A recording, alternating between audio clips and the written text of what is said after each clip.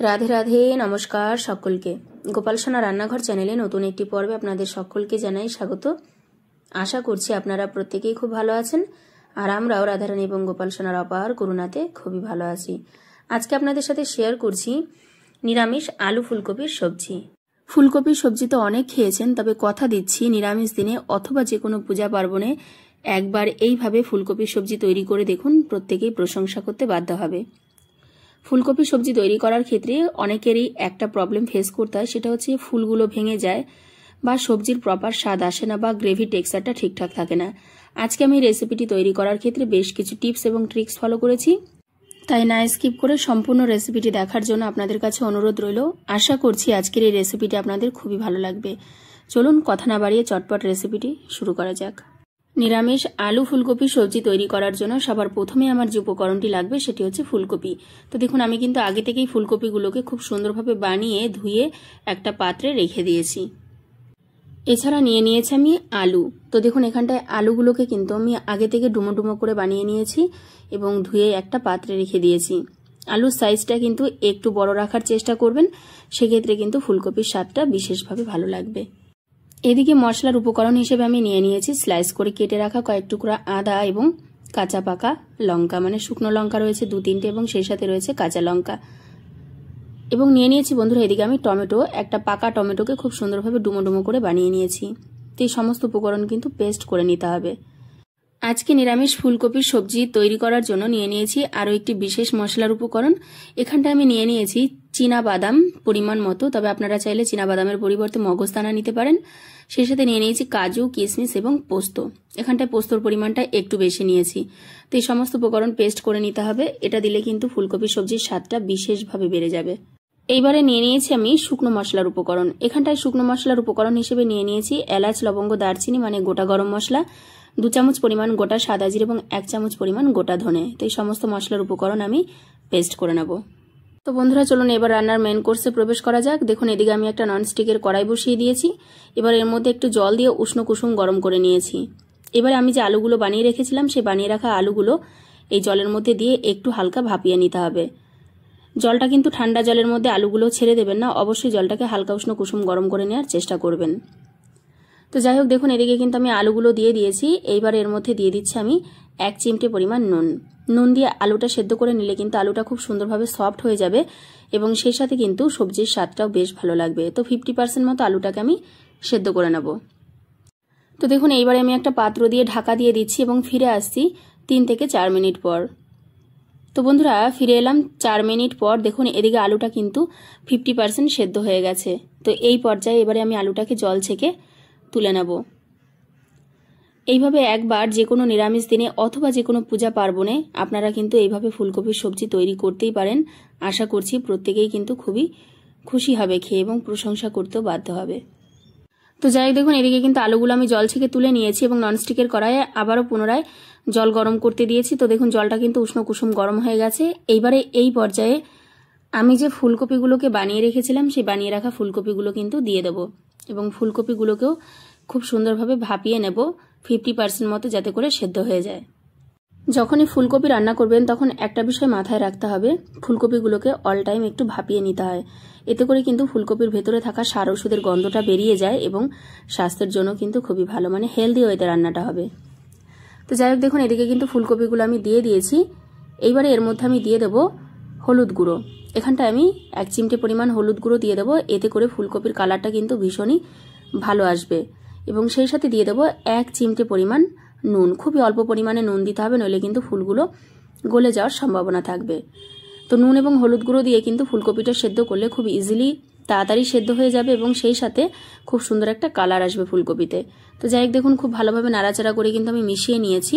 এবার একটা পাত্র দিয়ে আমি ঢাকা দিয়ে দেবো এবং ফিরে আসবো 4 থেকে 5 মিনিট পর। তো বন্ধুরা দেখুন ফিরে এলাম 5 মিনিট পর। এদিকে কিন্তু ফুলকপিগুলো অলরেডি 50% মতো খুব সুন্দরভাবে সেদ্ধ হয়ে গেছে। তো এই পর্যায়ে কিন্তু আমি ফুলগুলোকে জল ছেঁকে তুলে নেব। তো বন্ধুরা দেখুন এদিকে কিন্তু আমি ফুলকপিগুলো খুব সুন্দরভাবে জল ছেঁকে তুলে নিয়েছি একটা পাত্রে। তো বন্ধুরা দেখুন এদিকে আমি কড়াই বসিয়ে দিয়েছি এবং কড়াইতে দিয়ে দিয়েছি পরিমাণ মতো রিফাইন অয়েল। আমি রান্নাটা কিন্তু রিফাইন অয়েলেই করছি, মানে সাদা তেলে। আপনারা চাইলে সর্ষের তেলেও করতে পারেন। এদিকে তেলটা দেখুন বেশ ভালোভাবে গরম হয়ে গেছে। এইবারে আমি যে আলুগুলোকে সেদ্ধ করে রেখেছিলাম সেই সেদ্ধ করে রাখা আলুগুলো কিন্তু এই তেলের উপর দিয়ে দিচ্ছি এবং খুব ভালোভাবে কিন্তু আলুগুলোকে লাল লাল করে ভেজে নিতে হবে। এবার আলুটা ভাজার ক্ষেত্রে আমি 1 চিমটে পরিমাণ হলুদ গুঁড়ো দিয়ে দিচ্ছি। এতে করে কিন্তু বন্ধুরা আলুর কালারটা ভীষণই ভালো আসবে।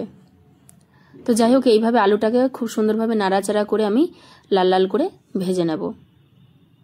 তো বন্ধুরা দেখুন, এদিকে আলুগুলো কিন্তু খুব সুন্দরভাবে লাল লাল করে ভাজা হয়ে গেছে।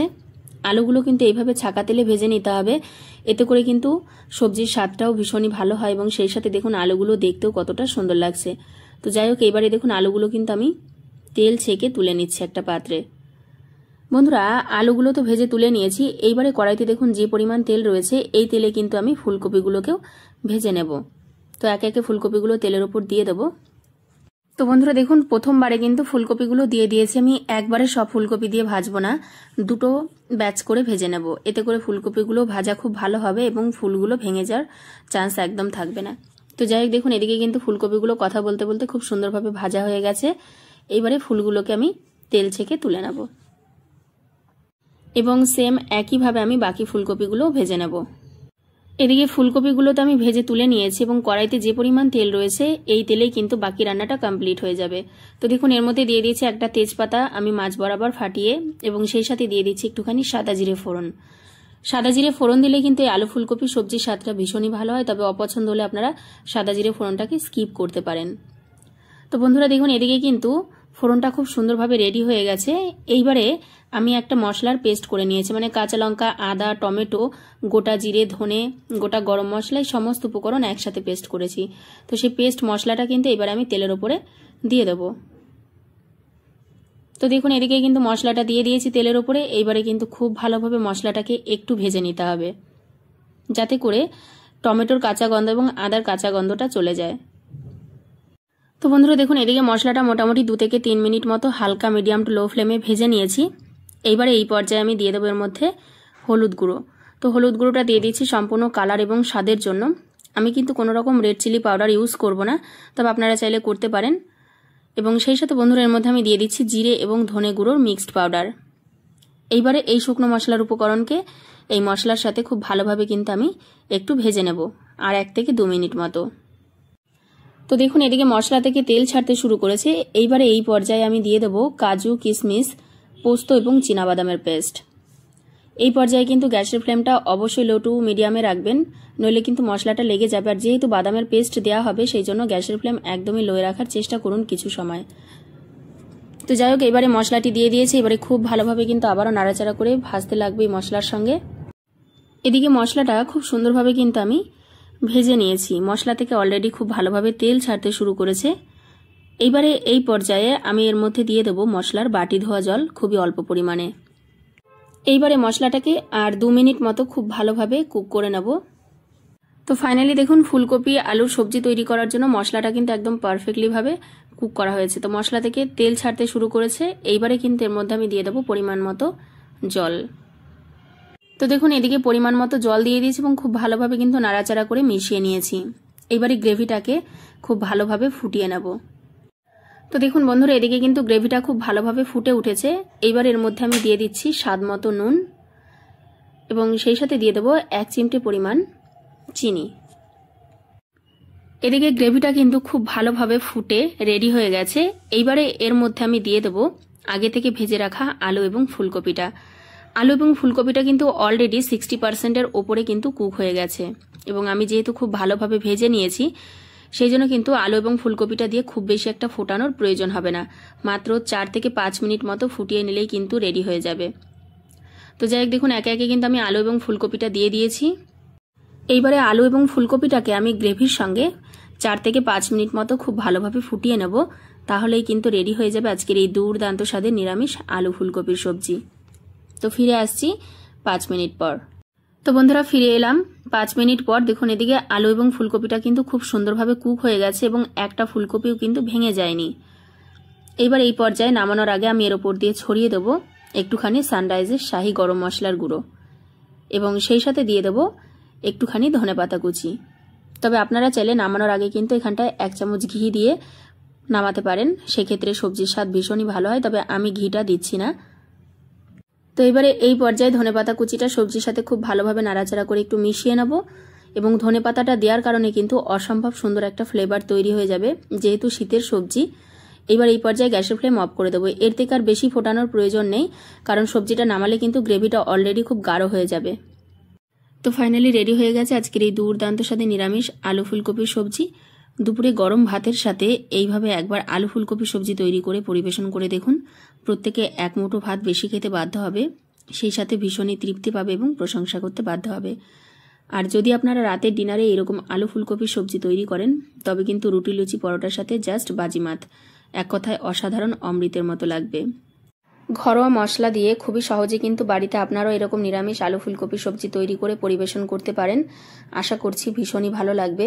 এবং এইভাবে একবার আলু ফুলকপির সবজি তৈরি করে দেখুন। প্রত্যেকটা ফুলকপির ফুল থাকবে গোটা গোটা, একটা ফুলও ভেঙে যাবে না এবং মুখে দেওয়া মাত্র মিলিয়ে যাবে। সবজি থেকে কিন্তু অসম্ভব সুন্দর একটা স্মেল বের হচ্ছিল। খেতে কিন্তু অমৃতের থেকে কোনো অংশে কম হয়েছিল না, এক কথায় অসাধারণ, অসম্ভব সুস্বাদু। তো ফাইনালি আশা করছি বন্ধুরা আজকের এই দুর্দান্ত সাথে নিরামিষ আলু ফুলকপির সবজিটা আপনাদের খুবই ভালো লেগেছে। যদি ভালো লেগে থাকে তাহলে অবশ্যই ভিডিওটিকে একটি লাইক কমেন্ট শেয়ার করবেন এবং সেই সাথে চ্যানেলে যদি নতুন বন্ধু হয়ে থাকেন তাহলে অবশ্যই চ্যানেলটিকে সাবস্ক্রাইব করে আমার গোপাল সোনার পাশে থাকবেন। সেই সাথে যদি আপনারা আজকের এই ভিডিওটা ফেসবুক অথবা ইনস্টাগ্রাম থেকে দেখে থাকেন তাহলে অবশ্যই পেজ দুটিকে ফলো করে পাশে থাকবেন। তো চলুন একটা প্লেটে পরিবেশন করে দেখানো যাক আজকের এই আলু ফুলকপির সবজিটা কেমন হয়েছে। আলু থেকে শুরু করে ফুলকপি যেটাই আপনি মুখে দেবেন না কেন মোমের মতো মিলিয়ে যাবে এবং দেখুন একটা ফুলও কিন্তু ভেঙে যায়নি। সেই সাথে গ্রেভির কথা তো বলাই বাহুল্য, কারণ গ্রেভিটা যত ঠান্ডা হবে তত গাঢ় টেক্সচারে আসবে এবং দেখুন গ্রেভির টেক্সচারটা বর্তমানে গরম অবস্থাতেও কতটা সুন্দর হয়েছে। তো দেখুন আলুটা কত সুন্দরভাবে সফটলি গলে গেছে। মুখে দিলে মনে হবে যেন কোনো মোম বা তুলা আপনি মুখে দিয়েছেন, অনুভবই করতে পারবেন না।